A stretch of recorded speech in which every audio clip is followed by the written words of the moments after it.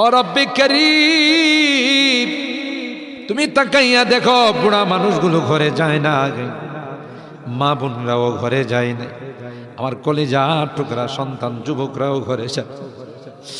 কাঙ্গালের মতো হাত বাড়াইছি, এ মালিক তাওবা করতেছি, আর জীবনে কোনো গুনাহ করব না, আর জীবনে কোনো নাফরমানি করব। আল্লাহ ওয়াদা করলাম আর জীবনে কোনোদিন নামাজ ছাড়ব না, আর জীবনে কোনোদিন বেপরদায় চলবো না। ইয়া আল্লাহ মেহেরবানি করে আমাদের তাওবাগুলোকে কবুল করে নাও।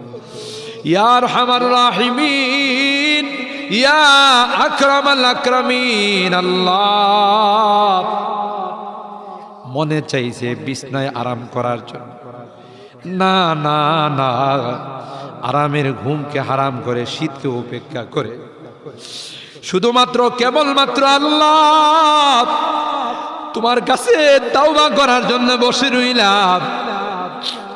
আমাদের গুনার কারণে যদি জাহান্নামে দিয়ে দাও, কে বাঁচাবে, কে আমাদেরকে জাহান্নাম থেকে রক্ষা করবে?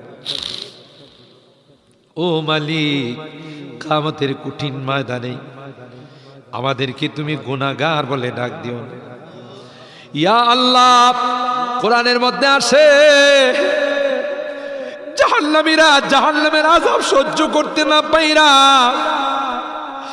করুতি মিনতির সাথে, কাকুতি মিনতির সাথে বলবি, ইয়া মালিক লিয়াকদি আলাইনা রাব্বুক, এ জাহান্নামের দারোগা মালিক ভাই, আর সহ্য হয় না, আর সহ্য হয় না, মালিক রে কও আমাদের জন্য কোনো ফায়সালা করে দে।